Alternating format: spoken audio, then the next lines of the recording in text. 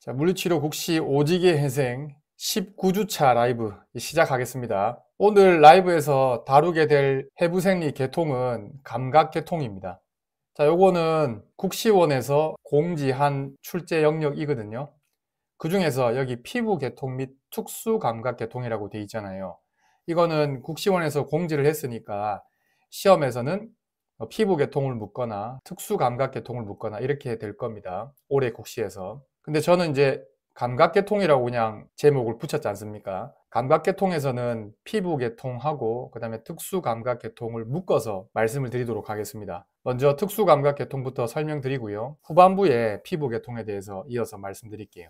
46회부터 52회 국시까지 47회는 두 문제군요. 죄송합니다. 46회부터 52회까지 거의 한 회에 한 문제씩 나왔다고 보시면 되는데 47회의 경우는 여기 유두층이라고 보이지 않습니까? 이게 이제 피부계통과 관련된 건데요. 그런데 이 47회 국시에서는 유두층을 답으로 찾는 문제가 피부계통 또는 감각계통에서 나온 게 아니고 1번 문제로 나왔거든요. 그러니까 세포와 관련된 걸로 나왔습니다. 문항 번호로만 따지면 이 유두층은 피부계통이 아닌데 정확하게 얘기를 하자면 피부계통과 관련된 문제라고 봐야 됩니다. 올해 국시도 문항수의 차이가 없는 한 감각계통과 관련해서는 한 문제가 나오지 않을까 생각을 합니다. 자, 감각은 특수감각하고 일반 감각으로 나눌 수 있는데 특수감각은 특별한 기관을 통해서만 느낄 수 있는 감각을 말해요. 그러니까 시각은 눈을 통해서만 감지할 수 있지 않습니까? 청각은 귀를 통해서만 우리가 느낄 수 있는 거고 그 다음에 일반 감각은 뭐 대체로 그냥 피부 감각이라고 해도 됩니다. 뜨거운 거, 차가운 거, 나를 꼬집었다 또는 가볍게 쓰다듬었다 와 같은 그런 것들을 느낄 수 있는 감각이 일반 감각이 되는 거고 뭐 통각도 마찬가지입니다. 그래서 대체로 피부에서 느낄 수 있는 감각이라고 생각하시면 됩니다. 일반 감각은. 자, 안구의 구조를 볼게요. 물론 여러분은 객관식으로 문제를 풀지만 주관식으로 답을 할 수 있을 정도로 좀 정리가 돼야 되는 부분이 있습니다. 제가 그걸 말씀드릴게요. 첫 번째 줄에 뭐 지름 2.5cm, 무게 8g 이런 거는 안 묻겠죠. 읽어보시고 그냥. 그 다음에 세 개 층으로 구성된다. 섬유층, 혈관층, 신경층 마치 주관식처럼 쓸 수 있도록 기억해 두시고 이제 섬유층, 혈관층, 신경층 순으로 볼 겁니다. 자, 섬유층은 공막, 각막으로 구성된다. 네, 마찬가지로 주관식처럼 기억해 두세요. 자, 안구의 시상 단면이라고 생각하시면 되겠고 앞쪽 부분이 각막 부분이고요. 각막을 제외한 나머지 뒤쪽 부분이 이제 공막이라고 보시면 되겠죠. 자, 공막은 우리가 흔히 흰자위라고 부르는 곳을 말하고요. 여기 나와 있는 것처럼 안구 표면의 뒤쪽 6분의 5를 차지한다고 되어 있습니다.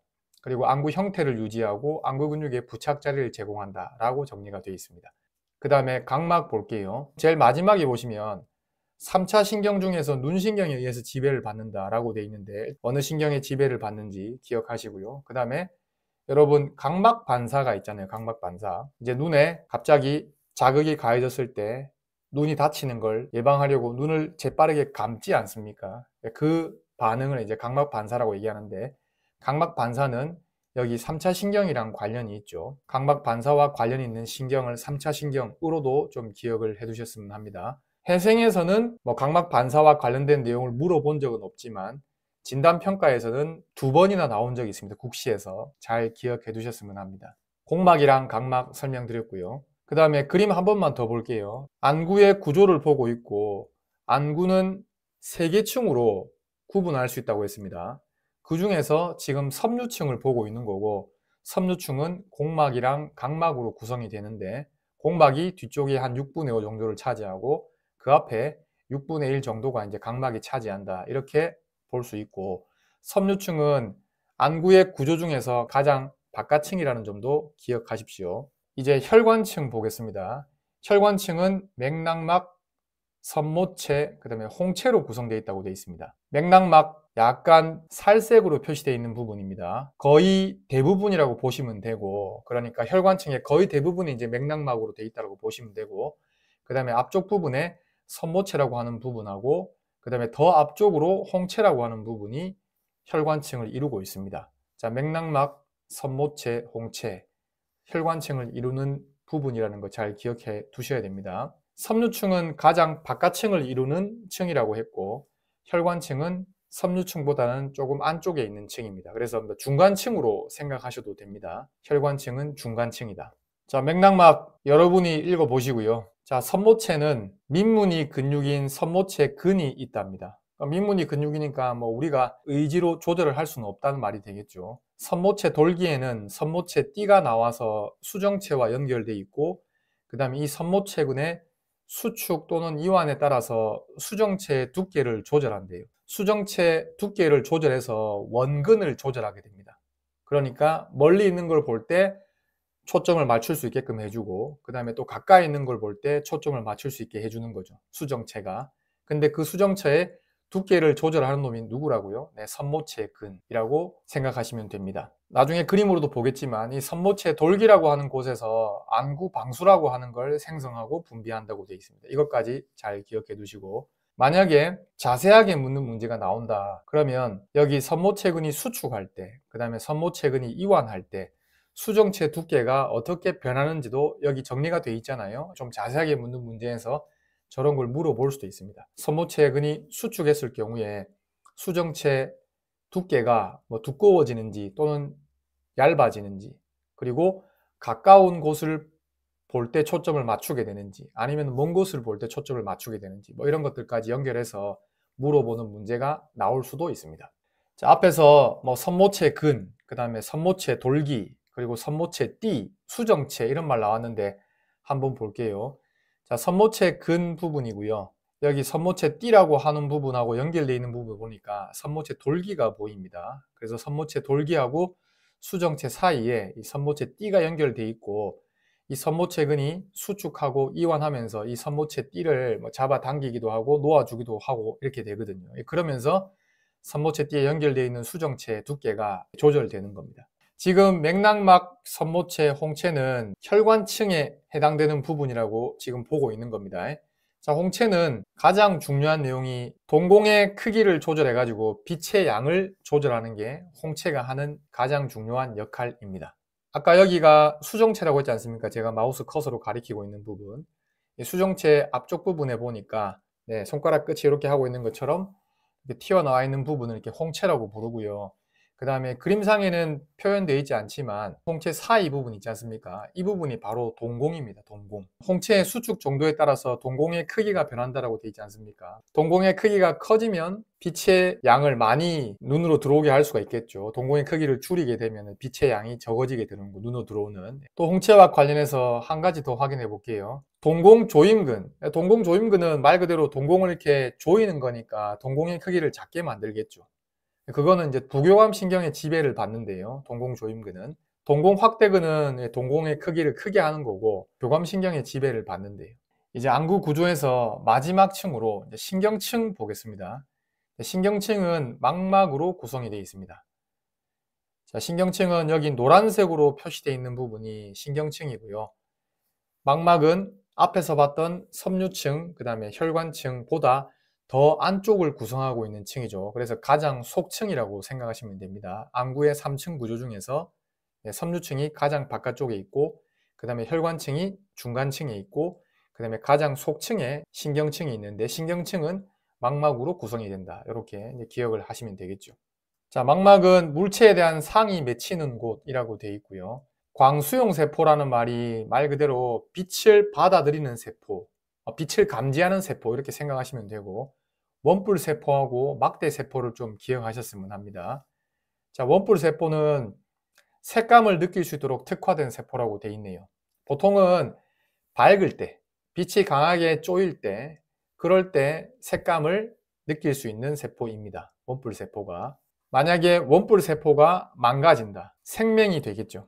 막대 세포는 매우 약한 빛에도 민감하게 반응할 수 있도록 특화된 세포라고 되어 있는데, 어두울 때, 그러니까 빛이 적잖아요. 어두울 때는. 그럴 때 사물을 좀 알아차릴 수 있게끔 해주는데 관여하는 세포가 막대 세포입니다. 그래서 막대 세포가 만약에 망가진다, 그러면은 야맹증이 올 수 있겠죠. 여기 황반이라고 하는 부분하고 중심 오목 기억을 하셔야 되고요. 국시에 한번 나왔습니다. 그 부분이 어떤 이유에서 중요하냐면은 어떤 물체를 밝은 곳에서 가장 뚜렷하게 볼 수 있도록 초점이 맞춰지는 곳, 그러니까 사물을 가장 선명하게 알아차릴 수 있는 것과 관련된 부분이 황반 그리고 중심 오목이라고 하는 부분인 거죠. 망막의 뒤쪽 부분입니다. 망막의 뒤쪽 부분을 보니까 여기 황반이라고 하는 부분이 보이고, 황반 중에서도 조금 더 이렇게 오목하게 되어 있는 부분이 바로 중심 오목입니다. 중심 오목이 여기 설명되어 있는 것처럼 빛을 감지하는 세포가 밀집해 있어서 물체에 대한 이미지를 가장 선명하게 확인할 수 있도록 하는 곳이라고 알고 계시면 되겠습니다. 망막 관련해서 시각신경 원반이라고 하는 부분도 볼 수가 있는데, 여기는 시각세포가 없어서 상이 맺히지 않기 때문에 맹점이라고 한다고 되어 있습니다. 그림 볼게요. 여기 시각신경 원반이라고 하는 부분을 이렇게 선으로 이렇게 그어서 표시했는데, 만약에 상이 여기에 맺히잖아요. 그러면은 이제 그 물체에 대해서는 우리가 제대로 인식을 할 수가 없는 거예요. 시각신경 원반 부분에 상이 맺히면. 그래서 이 부분을 이제 맹점이라고 부릅니다. 자, 지금까지 안구의 구조로 3층 구조를 다 확인했습니다. 네, 섬유층, 그 다음에 혈관층, 신경층 이렇게 봤고요. 그 외에 나머지 부분들을 좀 살펴볼게요. 자, 안구 내부는 수정체를 중심으로 앞 공간하고 뒤 공간으로 구분하고, 그 다음에 안구의 뒤 공간, 그러니까 수정체 뒷부분입니다. 그 부분은 이제 유리체라고 하는 걸로 채워져 있고, 그 다음에 앞 공간은 안구 방수로 차 있다라고 되어 있습니다. 자, 그림 볼게요. 수정체 뒤쪽에 젤 같은 느낌의 그런 물질입니다. 유리체라고 하는 게. 그게 이제 수정체 뒤쪽을 이렇게 채우고 있고요. 그 다음에 그림상에 이제 표시가 되어 있지는 않지만, 지금 수정체 앞쪽에 공간이 있잖아요. 이 공간은 이제 비어 있는 공간은 아니고 안구 방수라고 하는 액체 성분이 수정체 앞쪽 공간을 채우고 있습니다. 그래서 이 앞쪽 공간을 안구 방수라고 하는 게 아니고 이 공간을 채우고 있는 액체 성분을 이제 안구 방수라고 하는 겁니다. 자, 수정체, 유리체, 안구 방수 이렇게 또 확인해 볼게요. 자, 수정체는 섬모체근이 수축하고 이완하면서 수정체 두께를 조절한다고 했잖아요. 이 수정체 두께를 조절하는 거는 초점을 맞추기 위해서 수정체 두께를 조절하게 되는 겁니다. 수정체가 혼탁된 걸 우리가 흔히 백내장이라고 얘기를 하죠. 그 다음에 유리체는 여러분이 읽어보시면 되겠고요. 그 다음에 안구방수 보겠습니다. 자, 안구방수는 안구의 뒤방에서 동공을 통해서 안구의 앞방으로 순환한 안구방수가 최종적으로는 공막 정맥골로 유입된다. 안구 뒤방, 안구 앞방 무슨 말인지 전혀 모르겠다. 뒤에 그림 나오니까 그거 보고 제가 설명드릴게요. 그 다음에 공막 정맥골도 마찬가지로 설명드리겠습니다. 안구 방수와 관련해서 시험에서 좀 출제가 될 가능성이 있는 거 말씀드리면, 적정 안압을 유지해서 안구의 형태를 유지할 수 있게 해준다고 합니다. 안구 방수는 계속해서 순환을 하게 되는데 그 흐름이 방해를 받게 되면 안구 방수가 정상적으로 배출되지 못하고 안구의 압력이 높아질 수가 있습니다. 그럴 경우 이제 녹내장이 될 수 있는 거죠. 그래서 녹내장이라고 하는 것과는 이제 안구 방수와 관련이 있다. 물론 안압이 높아진 것 때문인데 어쨌든 그게 안구 방수와 관련이 있는 것으로 기억을 하셨으면 합니다. 안구 방수라고 하는 액체 성분은 여기 섬모체 돌기에서 생성하고 분비합니다. 그리고 안구 뒤방 쪽에서 동공을 통해서 안구 앞방 쪽으로 이렇게 흐릅니다. 그리고 어디로 유입이 되냐면은 여기 공막 정맥골이라고 하는 부분 보이시죠? 일로 유입돼서 순환하게 됩니다. 순환이 원활하게 이루어지지 않는다. 그러면 이제 안압이 높아져서 녹내장 일으킬 수 있다는 거죠. 안구의 구조에서 좀 중요하게 설명되는 부분은 아닌데요. 국시에 한 문제 나온 적이 있어요. 뭐냐면은 이 결막입니다. 결막. 자, 안구와 접하는 눈꺼풀 안쪽 면에 있는 점막이라고 되어 있고, 그 다음에 얇고 투명하며 혈관이 분포한다라고 되어 있습니다. 자, 여러분 가지고 있는 수강 자료는 없습니다만 결막을 쉽게 확인했으면 해서 제가 그림을 하나 가져왔는데, 이렇게 윗 눈꺼풀이든지 아래쪽 눈꺼풀이든지 까 뒤집으면 이렇게 벌겋게 보이는 부분 있지 않습니까? 이 부분이 바로 이제 결막 부분이죠. 그래서 뭐 결막염 얘기 많이 하지 않습니까? 여기 염증 생긴 걸 말하는 거죠. 그 다음에 또 국시에서 물어본 내용 한번 보겠습니다. 시각 경로라고 해서 빛을 통해 가지고 뭔가 사물을 봤을 때 그게 뇌로 전달될 때까지 어떤 경로를 거쳐서 뇌로 전달되는지를 이제 시각 경로로 이제 설명을 하는 겁니다. 여기 빨간색으로 밑줄 친 부분들 위주로만 기억하셔도 되는데 나머지 부분들은 한번 읽어봐 두셔도 좋습니다. 자, 시각신경, 시각교차, 그 다음에 시각로, 그 다음에 가쪽 무릎체, 그 다음에 시각부채살, 그리고 그 뒤통수엽에 있는 시각을 담당하는 그 대뇌 거칠 부분이 있죠. 그 부분으로 가서 이제 뇌에서 알아차리게 되면 물체를 우리가 제대로 인식하게 되는 거죠. 자, 그림 보겠습니다. 자, 시각신경, 시각교차, 시각로. 이 순서대로 좀 기억해 두시고, 그 다음에 여기 가쪽무릎체라고 되어 있잖아요. 지금 파란색으로 동그라미 쳐져 있고 이렇게 쭉 선으로 연결되어 있는 거 있지 않습니까? 이게 뭘 뜻하는 거냐면은 신경세포를 얘기하는 거예요. 그러니까 뉴런인데, 뉴런. 파란색 동그라미로 표시한 부분이 신경세포의 세포체라고 하는 부분입니다. 가느다란 선으로 표시한 이거를 축삭이라고 얘기합니다. 이 축삭이 가쪽무릎체에서 이렇게 쭉 연결되어 있는 게 보이지 않습니까? 그걸 이제 가쪽무릎체 신경세포의 축삭이 뒤쪽으로 부채살처럼 달리는 걸 이걸 이제 시각부채살이라고 얘기를 하는 거고요. 아까 뒤통수 옆에 세발톱 고랑 부분 시각 영역이 있다고 했는데 보니까 좀 진한 색으로 표시되는 부분 보이시죠? 그 부분이 다름 아니라 그리고 그 주변부까지도 이제 시각과 관련되어 있는 대뇌 거칠 부분입니다. 그래서 1차 시각 영역, 그 다음에 시각 연합 영역 이렇게 나와 있는데 어쨌든 뒤통수 옆 부분에 있다라는 점을 좀 기억해 두셨으면 하고, 눈하고 관련해서는 안구의 구조를 제가 중점적으로 말씀드렸고요. 마지막으로 설명드린 부분은 뭐였냐면은 시각 경로였습니다. 이제 바로 이어가지고 귀 볼게요. 귀의 구조는 바깥귀, 가운데귀, 속귀로 구분을 합니다. 귀 가쪽부터 안쪽으로 바깥귀, 가운데귀, 속귀로 이렇게 구분되는 걸 이제 그림으로 좀 단순하게 나타낸 거고요. 여기 고막은 바깥귀랑 가운데귀 경계에 있죠. 그 경계에 있는 구조물이 바로 고막이 됩니다. 바깥귀하고 가운데귀는 소리를 전달하는 역할만 해요. 그러면 실제로 우리가 소리를 알아차리고 균형을 잡는 것, 그러니까 평형감각이라고 얘기하죠. 그거와 관련된 거는 귀에서 어떤 부분하고 관련이 있는 거냐면 속귀와 관련이 있습니다. 그래서 속귀의 앞부분을 이제 달팽이라고 얘기를 하고 그 달팽이 부분이 청각이랑 관계가 있고요. 그 다음에 속귀의 뒷부분은 안뜰하고 반고리관이라고 하고 그건 이제 평형감각이랑 관련이 있습니다. 이제 바깥귀, 그 다음에 가운데귀, 속귀 순으로 또 하나씩 중요한 내용들을 확인해 볼게요.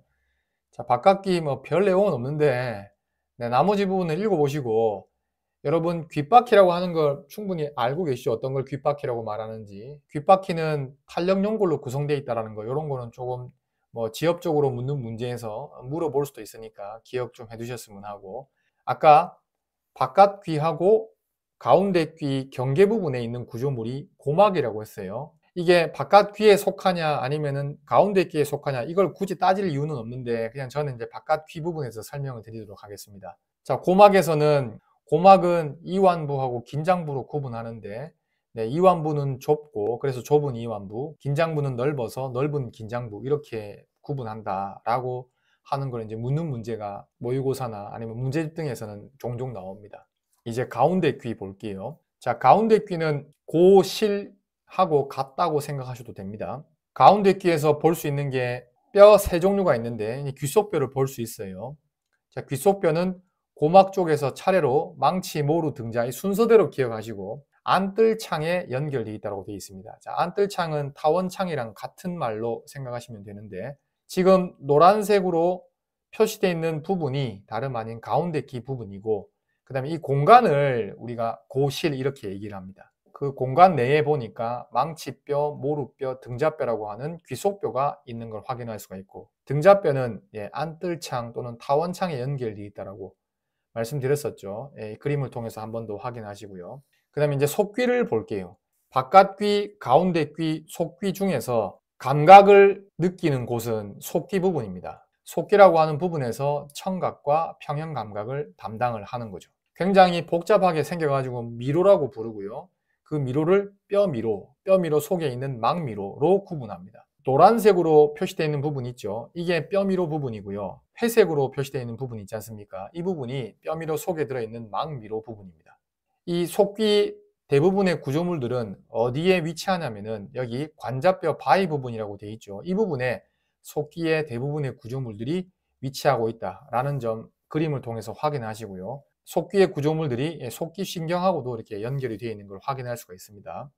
뼈미로는 달팽이, 안뜰, 반고리 뼈관으로 구성되고 그 다음에 망미로는 이렇게 구성되어 있다고 되어 있습니다. 반고리 뼈관 속에 반고리관이 들어있는데 여기 앞 반고리관, 그 다음에 가쪽 반고리관, 그 다음에 뒤반고리관이 있다고 되어 있습니다. 이거 되게 중요해서 말씀드리는 게 아니라 이걸 그냥 묶어가지고 세반고리관 이렇게 얘기하거든요. 굳이 구분하자면 앞, 가쪽, 뒤 이렇게 구분합니다. 앞서서 노란색으로 표시되어 있는 부분은 뼈미로라고 했죠. 그 다음에 그 속에 회색으로 표시되어 있는 부분이 들어있다라고 했고, 회색으로 표시된 부분은 망미로라고 했습니다.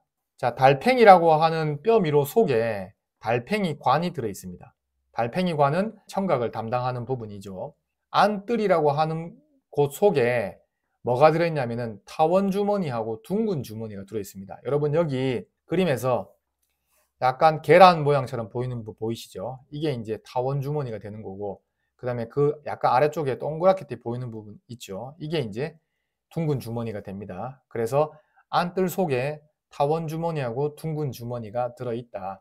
안뜰은 어쨌든 평형 감각을 담당하는데, 평형 감각 중에서 위아래 또는 앞뒤 등의 직선 방향을 감지한다고 되어 있습니다. 엘리베이터 타고 있는데 눈 감고 있어도 올라가는지 내려가는지 알아차릴 수 있잖아요. 그리고 차는 물론 직선으로만 움직이지는 않지만 눈 감고 차 타고 가더라도 차가 계속 직진해서 간다고 가정을 할 때 앞으로 가는지 뒤로 가는지 우리가 알 수 있지 않습니까? 보지 않아도. 그거는 다름 아니라 이 안뜰에 있는 이 평형 감각 기관이 있기 때문에 알아차릴 수 있는 거거든요. 안뜰에 들어있는 타원 주머니하고 둥근 주머니는 평형 감각 중에서 직선 방향을 감지한다. 기억해 두시고, 그 다음에 반고리 뼈관 속에 반고리관이 있는데, 반고리관은 평형 감각 중에서 회전 방향을 감지한다고 되어 있습니다. 하나, 그 다음에 둘, 셋, 고리 모양처럼 보이는 게 보이시죠? 이게 다름 아니라 반고리 뼈관 또는 그 속에 들어있는 반고리관이 됩니다. 세 개니까 세 반고리관이고요. 반고리관인 이유는 완전한 고리 형태가 아니죠. 원의 형태가 아니고 그 반 정도밖에 되지 않기 때문에 반고리라고 얘기합니다. 앞에서 달팽이관은 청각에 관여한다라고 말씀드렸는데, 나선기관인 코르티 기관이라고 되어 있습니다. 코르티 나선기관 뭐 이렇게도 얘기하는데, 코르티 기관을 봤다 그러면은 이거는 달팽이관하고 관련이 있구나, 그리고 청각을 담당하는 것과 관련이 있구나 라는 걸 떠올리시면 됩니다. 코르티 기관이라는 말을 보고, 귀하고 관련해서 바깥귀, 그 다음에 가운데귀, 속귀로 나눠 가지고 주요 내용들을 말씀드렸습니다.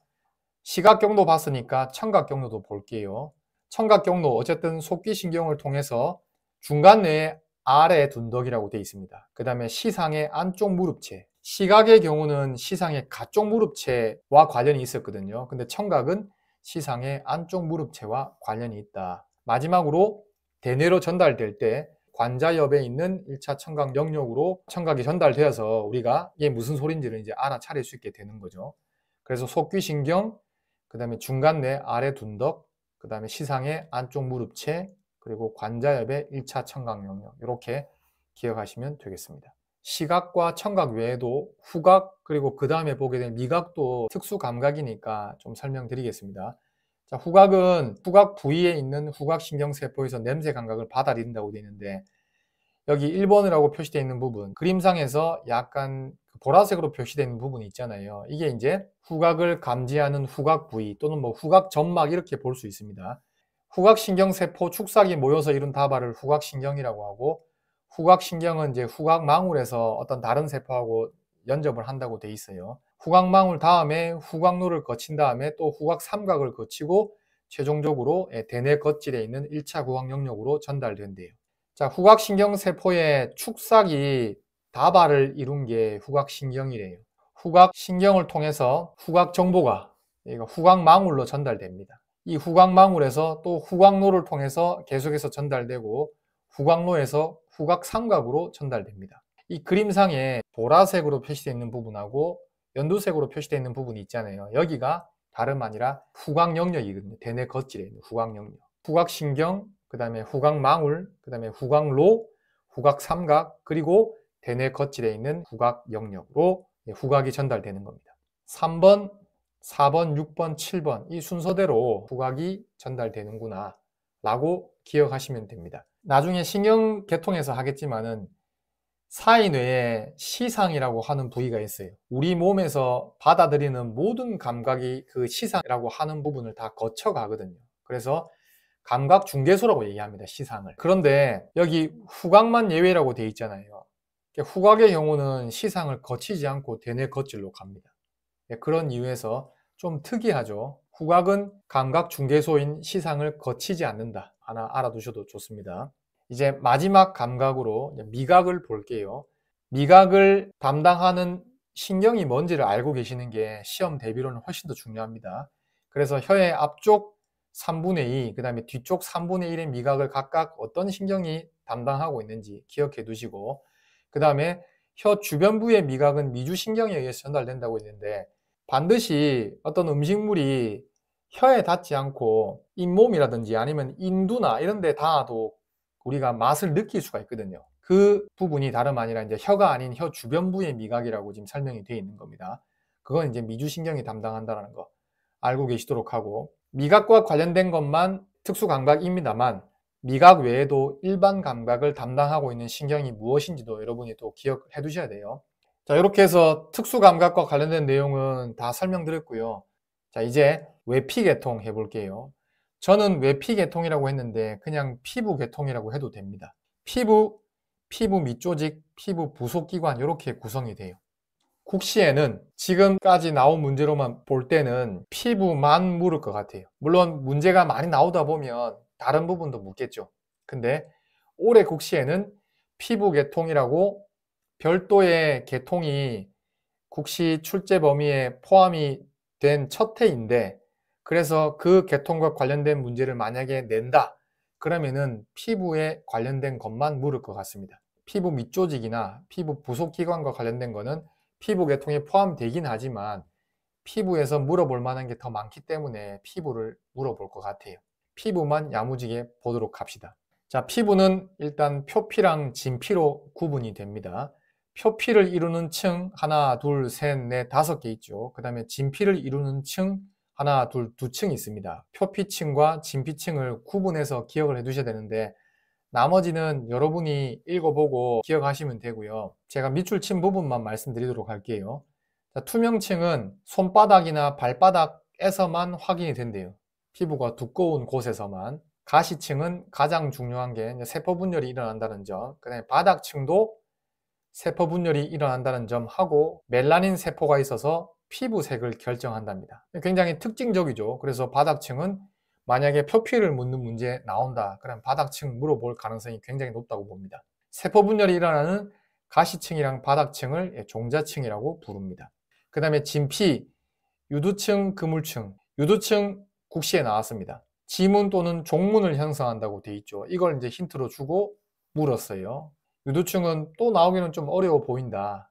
뭐 그렇다면 표피에 있는 층 중에서 하나 나올 것 같은데 앞서 말씀드린 대로 뭐 투명층 아니면 바닥층을 물어볼 가능성이 좀 높지 않을까라고 말씀을 드립니다. 그 다음에 진피 볼게요. 진피는 유두층이랑 그 다음에 그물층으로 구성된다고 했는데 여러분 유두층이 왜 유두층이냐면은 지금 그림상에도 조금 표현이 되어 있는데 이렇게 볼록볼록볼록게 되어 있지 않습니까? 이게 마치 유두 같은 느낌을 주거든요. 그래서 유두층이라고 부르고 그 다음에 그물층 이렇게 파란색으로 표시되어 있는 부분입니다. 피부층은 다 설명드렸고요. 피부 밑조직 볼게요. 자, 피부에 분포하는 혈관, 신경, 근육 등이 피부 밑조직에 분포한다고 되어 있습니다. 뭐 근육의 경우는 피부 밑조직보다 더 아래쪽에 있습니다. 대부분. 근데 피부 밑조직에도 있는 근육들이 있긴 있거든요. 혈관이나 신경이나 근육이 피부 밑조직에 분포한다 라는 설명도 틀린 말은 아니죠. 회색 부분이 피부층이고 그 바로 아래쪽에 피부 밑조직이 있는데 피부 밑조직은 그림 보니까 어때요? 약간 노르스름하게 방울처럼 생긴 부분들이 많이 분포해 있는 걸 볼 수 있죠. 이게 다름 아니라 지방입니다. 피부 밑조직에는 지방이 대부분을 차지하고 있죠. 그래서 피하, 지방 이렇게 얘기하잖아요. 그 피하가 이제 피부 밑이란 말이니까 피부 밑조직에 있는 지방층, 그러니까 피하, 지방 이렇게 얘기가 되는 겁니다. 지방 사이사이로 이렇게 신경이랑 혈관을 또 볼 수가 있다. 자, 이렇게 해서 피부 밑조직까지 다 설명드렸습니다. 피부 계통과 관련해서는 피부 밑조직, 그리고 피부 부속기관 이렇게 구성되어 있다고 말씀드렸는데 시험에는 피부층을 위주로만 묻지 않을까라고 생각을 합니다. 그래서 피부층 잘 정리해 두시기 바랍니다. 이렇게 해서 피부 계통까지 다 말씀드렸고요. 19주차 오지게 회생 감각계통 마무리하겠습니다. 강의 듣느라고 모두 수고 많으셨습니다.